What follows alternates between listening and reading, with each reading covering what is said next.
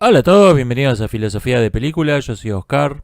Se está terminando el 2019 y es hora de pasar revista a lo mejor de la década.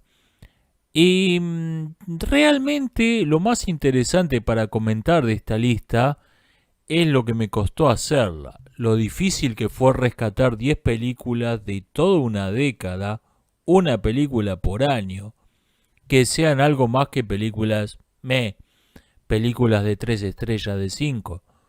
De hecho, la lista de las 10 mejores películas de 2009 se escribió sola con mis fallas de memoria y probablemente sea mejor que esta, en general.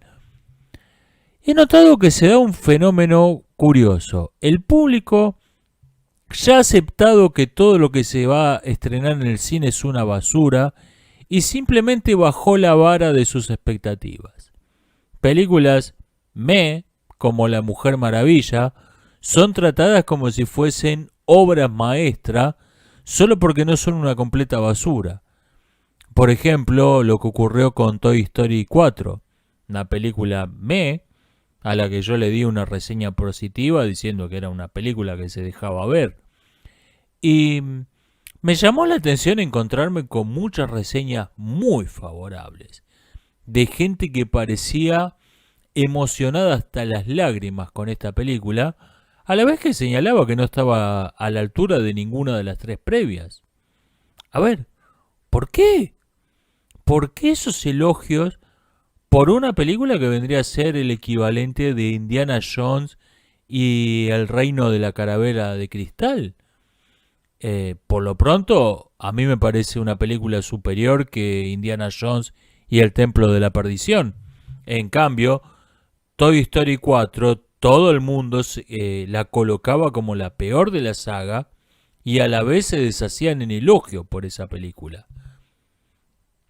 Si vemos los trailers de la próxima de James Bond, parecen estar hasta usando esto como estrategia publicitaria.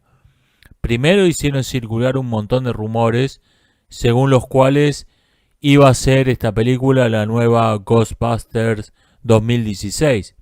Y después sacan el tráiler donde se ve una película de James Bond genérica y aburrida, con algo de basura ideológica, pero no mucha.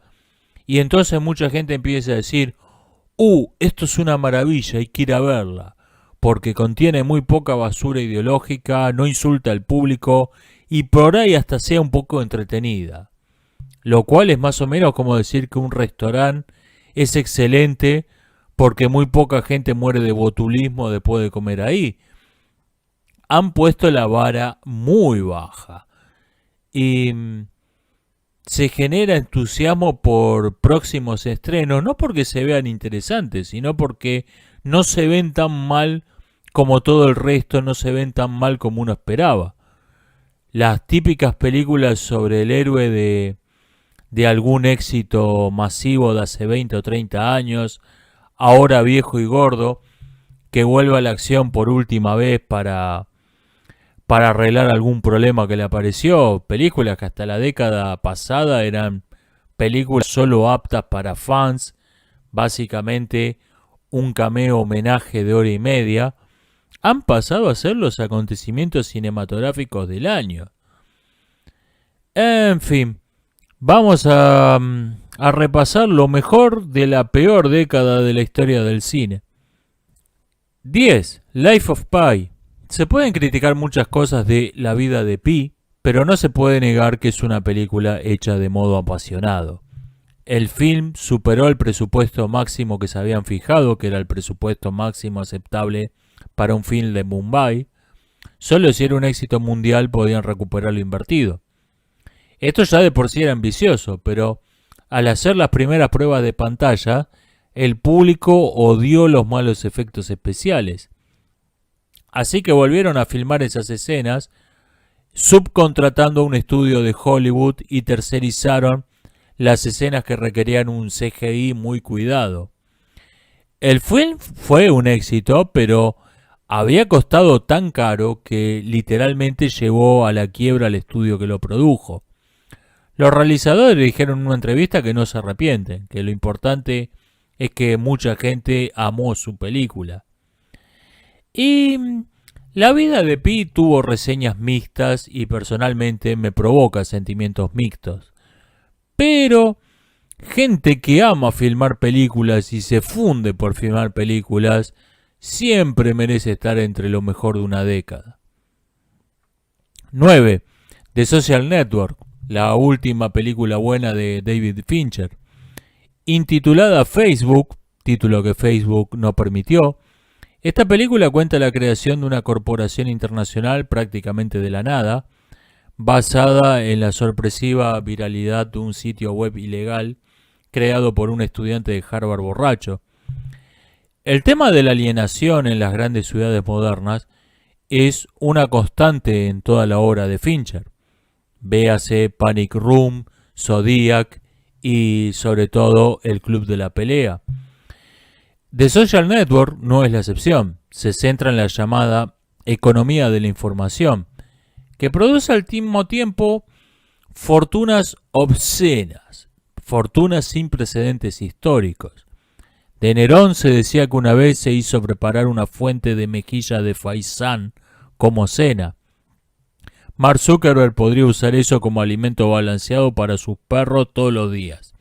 Y eso apenas afectaría su cuenta bancaria. Pero, al mismo tiempo, lo que tiene esta gente es realmente aire. Bits, números en una base de datos. No tienen tierra, no tienen petróleo, no tienen propiedades, no tienen realmente nada tangible. Y The Social Network refleja claramente ese mundo neurótico de las corporaciones de la información. 8. Joker. Película que lleva a su conclusión un proceso que se inició en 1990 con Batman de Tim Burton, de ir abordando de manera cada vez más seria, más adulta a los superhéroes. Llamó la atención de Batman de Tim Burton que no fuese clasificada como apta para todo público en todos los países. Y de esto de hecho pareció una rareza. Batman y Robin, hoy en día considerada una de las peores películas de la historia, parecía el paso siguiente. Ok, lo dejamos a Tim Burton que hiciera estas dos películas tan raras, ahora volvamos a la normalidad, volvamos a hacer lo que habían sido siempre las películas de superhéroes. Parecía en ese momento el paso siguiente lógico. No era fácil darse cuenta que esas películas habían terminado para siempre. Después vino la trilogía de Nolan y el paso siguiente se presentó solo. Si una película de superhéroes puede ser prohibida para menores de 13, entonces ¿por qué no R? Deadpool primero, Logan después, fueron éxitos de taquillas. Y lo original de Joker es que es realmente una película pensada para ser vista por adultos. A diferencia de Deadpool o Logan, que están clasificadas como R, pero sabemos que los adolescentes, que los chicos la van a ver. Y en cambio Joker no. Joker es una película que le apunta al público adulto. No me voy a extender mucho más sobre esta película porque ya le dediqué 2 videos. 7. Las flores de la guerra de Zhang Yimou. Película china sobre la Segunda Guerra Chino-Japonesa con puntos fuertes y débiles. Yimou es uno de esos artistas que tienen la rara habilidad de emocionar al público sin provocarle emociones violentas a los sensores. La película no menciona ni de pasada la guerra civil china y mucho menos que los soldados chinos que repelieron a los japoneses de Nankín eran del ejército imperial, no eran comunistas. A cambio de esto, obtuvo un cheque en blanco para filmar lo que quisiera, lo dejaron en paz. Las flores de la guerra es conocida por su representación totalmente realista, brutal, de la batalla de Nankín. Un crítico comenta que al verla por primera vez, pensó que a Yimou se le había ido la mano con el gore, pero que al investigar sobre los hechos en los que está basada, se encontró con que algunas escenas del film son reproducciones fieles en detalles de fotos históricas tomadas durante la ocupación de Nankín. Fuera de eso, Lo más reproducido en YouTube es una secuencia donde un francotirador se enfrenta solo a un pelotón de soldados y pelea hasta la muerte. Escena que tranquilamente podría haber sido parte de una película de machos a lo 300. Sin embargo, esa secuencia de 7-8 minutos suelta puede dar una impresión incorrecta acerca de lo que trata el film.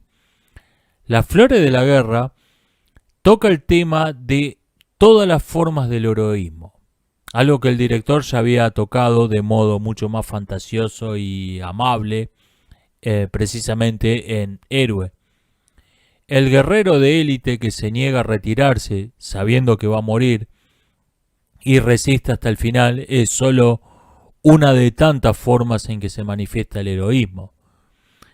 Las Flores de la Guerra es una película dura, pero no pesimista, no necesariamente pesimista. Es una película que muestra lo mejor y lo peor de la humanidad, todo junto, todo mezclado.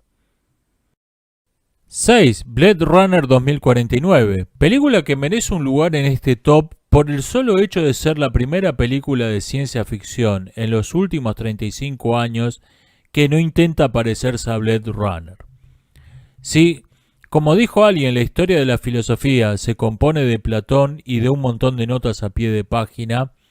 Entonces, la ciencia ficción de las últimas 3 décadas se compone de Blade Runner y un montón de fanfictions, en los que, en el mejor de los casos, se fueron desarrollando subtrama, temas que están planteados en Blade Runner, pero no desarrollados en detalle.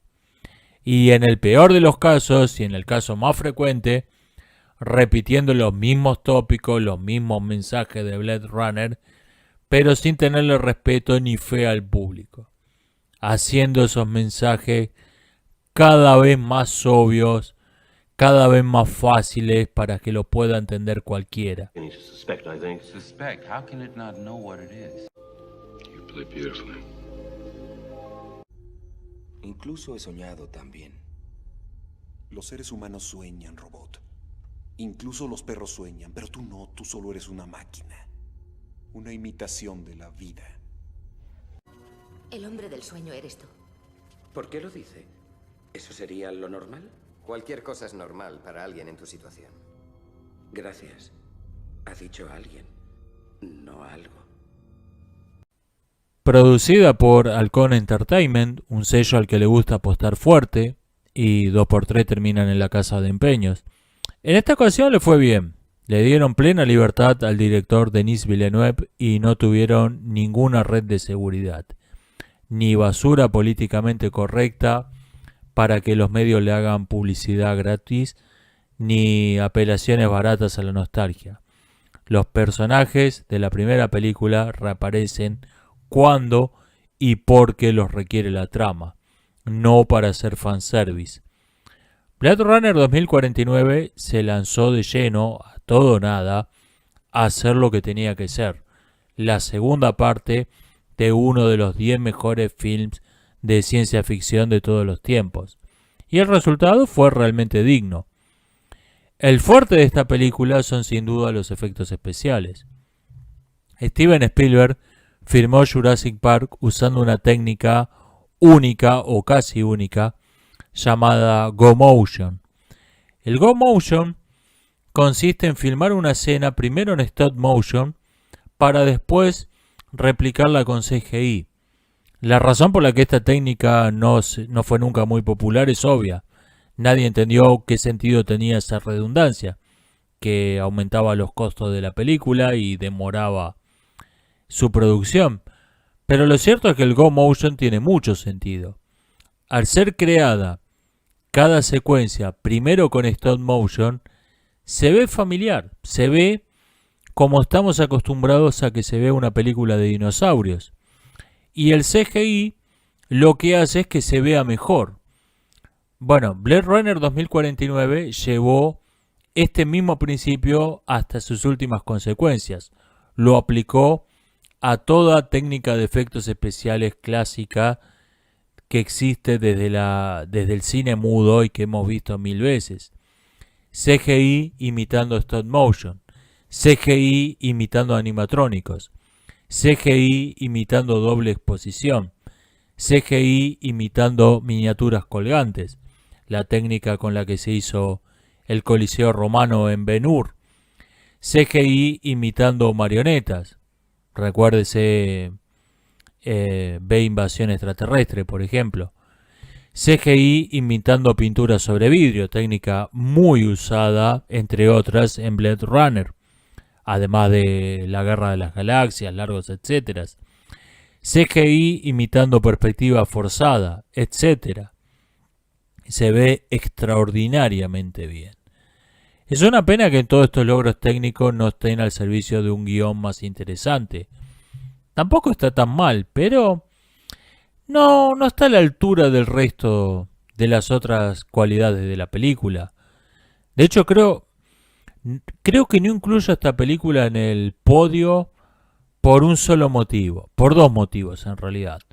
Los villanos, genéricos, aburridos, sin desarrollo, es lo único que desentona en esta película. Lo único que le impide estar realmente a la par de la primera. 5. En el cine infantil es obligatorio mencionar Inside Out, pero tengo que elegir una y me voy a quedar con Hugo.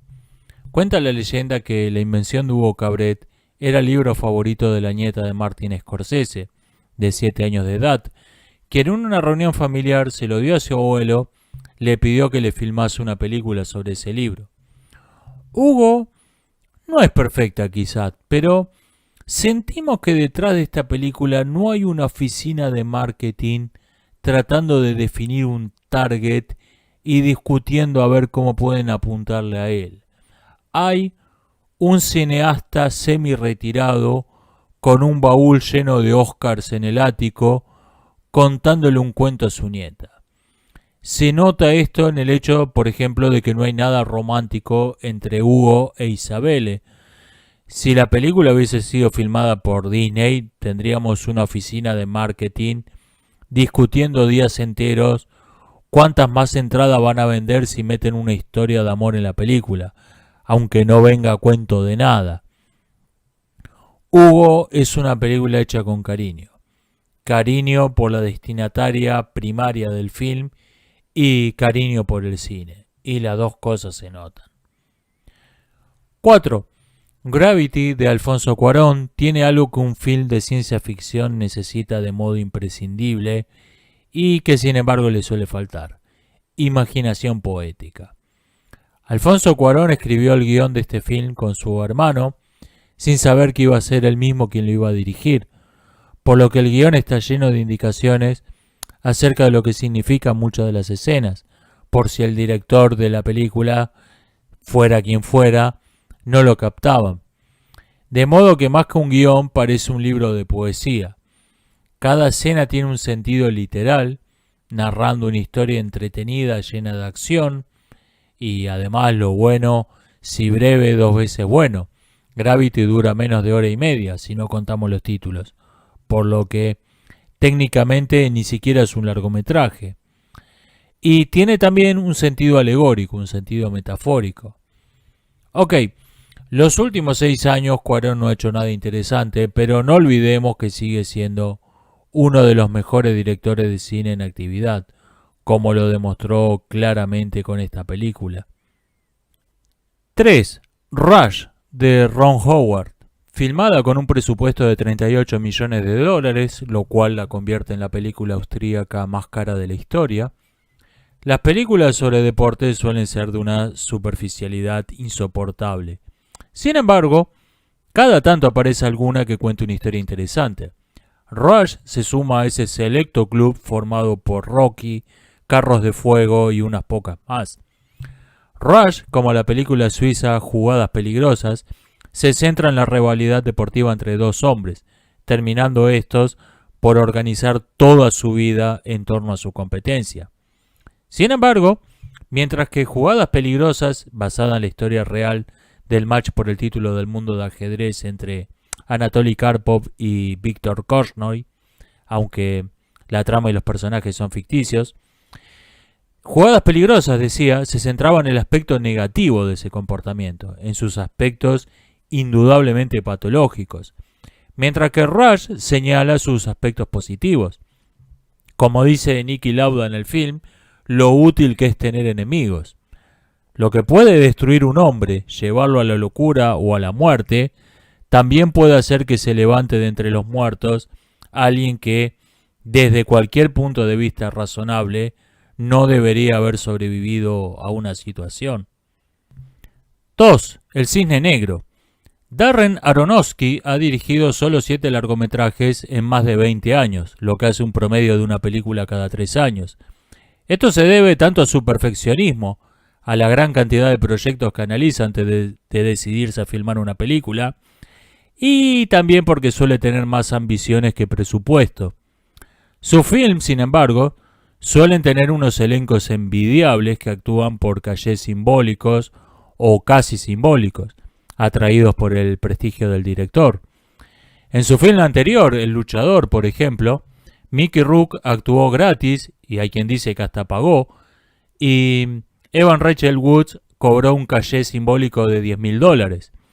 El Cisne Negro es la historia de una mujer sometida a una enorme presión psicológica que se derrumba mentalmente. Nada más, nada menos. Creo que la gran cantidad de interpretaciones que se han hecho de este film se deben precisamente a que es realmente básica en sus líneas generales. Es una historia universal. No tiene una cultura específica, no tiene una época específica. Y no necesariamente hay una interpretación correcta, todas pueden ser verdaderas al mismo tiempo. Borges decía que a un poeta le es dado inventar una fábula, pero no la moraleja de su fábula. Y el Cisne Negro no nos da la moraleja, solo nos cuenta la historia. Por cierto, lo hace muy bien. Como nota al pie, creo que es un error, aunque sea un error muy frecuente, hablar de la utilidad social de una película como si fuese un mérito cinematográfico. No lo es. Al margen de esto, quiero mencionar que el Cisne Negro llamó la atención acerca del fenómeno conocido como cute abuse, abuso encantador o abuso tierno, una forma de violencia doméstica poco conocida y nada comentada popularmente. Y nada, esto no es un mérito de la película, pero quería mencionarlo. Dunkerque e Inception de Christopher Nolan. Personalmente nunca entendí que le ve todo el mundo a Interestelar, pero estas dos sí son muy buenas. Frozen es cada maldita película de princesas de Disney, pero el film se destaca por la calidad de la animación. Zootopia fue víctima de 4 años de escritura y reescritura constante, lo cual, como suele ocurrir en Disney, no mejoró la calidad del primer borrador, sino que añadió nuevas dosis de bullshit ideológica en cada reescritura. Sin embargo, sus dos caracteres centrales no son marionetas parlantes de un discurso ideológico. Uno siente empatía por ellos. Y el mundo que crearon los animadores logra suspender nuestra incredulidad, a pesar de lo absurda que es la premisa. Alita Battle Angel demostró que una adaptación de un anime no necesariamente está condenada a ser una completa bosta. Y el film se destaca sobre todo por la interpretación de Rosa Salazar como Alita. Dicho sea de paso, es la primera película donde la protagonista es un cameo. Mientras que el principal problema que teníamos los fans con el anime era precisamente Alita. Específicamente con la actriz que hace el doblaje en inglés, la cual es... ¿cómo decirlo? This isn't about money. This is something for me. With blood. Do you think I'm some doll for you to play with? Answer my question! Damn you! ¡Cállate, que me desespera! Furia, film antibélico genérico, y Oblivion, film de ciencia ficción con argumento fotocopiado de otras 50 películas previas, combinan una estupenda cinematografía con un guión más bien flojo. Sacrificio de peón es otro caso grave de guión flojo, pero Tobey Maguire como Robert Bobby Fischer es una actuación que merece destacarse entre lo mejor de la década. La ladrona de libros no se decidió entre buscar ser un éxito comercial y un film de casa de arte, y fracasó en las dos cosas. Pero es un fracaso interesante que no carece de méritos. Tren a Busan, película surcoreana de 2017, considerada por muchos como una de las mejores, si no la mejor película de zombies. Arrival. A ver, la primera regla de un crítico de cine es no confundir lo que le gusta con lo bueno. A mí me gustó El hombre lobo americano en París, ¿y eso la convierte en una buena película? No, es tan mala como dice todo el mundo, pero me gustó. Bueno, con Arrival me sucede exactamente lo contrario. Definitivamente no me gusta esta película. Pero no puedo señalar nada que esté objetivamente mal, o puedo señalar muy pocas cosas. El árbitro, película noruega de 2013, destrozada por el público y la crítica en sitios de Metacrítica, sin embargo, ha empezado a tener algunos fans y se está convirtiendo en una película de culto. Y la menciono porque se nota lo ambiciosa que fue esta película. Se nota que la directora estaba tratando de filmar una obra maestra. Se nota esto en lo poco convencional que la narración, en lo atípico que la trama. Eso no ocurrió. Es una obra maestra que no fue. Digamos por último que la mala calidad del cine en esta década se vio compensada hasta cierto punto por la buena calidad de las series de televisión, aunque el monopolio Netflix está empezando a tener el mismo efecto ahí que tiene el monopolio Disney en el cine. También hay que mencionar el cortometraje, que solemos olvidarnos de que existe y que también es cine. De menor presupuesto, subido generalmente por su autor a YouTube, no existe la maquinaria de los estudios y los mass media detrás. Esta relación directa entre el autor y el público lleva al que el primero no tenga la red de seguridad, ninguna red de seguridad. Como cualquier video, está ahí para recibir el aplauso o para que le revienten el botón de dislikes. Y mención especial para el mejor cameo de Stan Lee.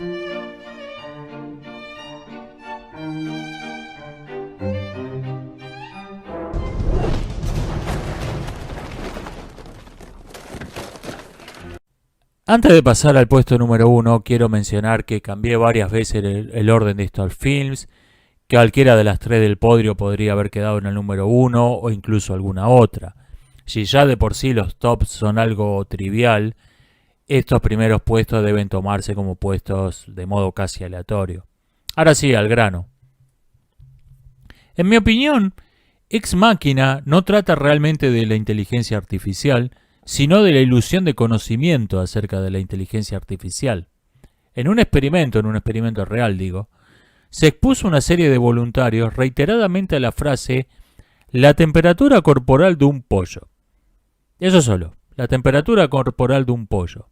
Aunque esa frase claramente no contiene ninguna información, los voluntarios se mostraron el doble de propensos a estar de acuerdo con la proposición la temperatura corporal de un pollo es de 41 grados Celsius. El doble que el grupo de control no expuesto a esa frase vacía. Por cierto, no lo es de unos 38 grados. Esto se conoce como la ilusión de conocimiento. La familiaridad con un tema crea la ilusión de que entendemos de ello. Y la ilusión de que entendemos lleva a la ilusión de que podemos controlarlo. Caleb y Nathan, los protagonistas humanos del film, pueden definirse como el señor yo creo que entiendo y el señor yo creo que tengo todo bajo control. Hablamos de inventos de escritores de ciencia ficción y cálculos especulativos como las 3 leyes de la robótica de Asimov o la ley de Moore y creemos que tenemos todo perfectamente claro y todo está bajo control. La realidad es que no sabemos un carajo y no tenemos nada bajo control. No es siquiera hay ya nadie que entienda cabalmente cómo funciona un teléfono celular. Y me refiero hasta los que trabajan en su diseño y en su fabricación. Incluso esta gente solo comprende una pequeña porcioncita especializada, pero no el teléfono completo. Y mucho menos vamos a entender y controlar una verdadera inteligencia artificial. Ex Machina, sobre todo su final, es un gran baldazo de agua fría sobre esta ilusión de conocimiento acerca de lo que va a ser quizás el asunto más importante de este siglo. Por eso creo que Ex Machina fue la película de la década. Termino un poco a lo guachmoso, díganme qué les pareció, cuáles hubieran incluido, cuál me deja fuera. Nos estamos viendo, hasta la próxima.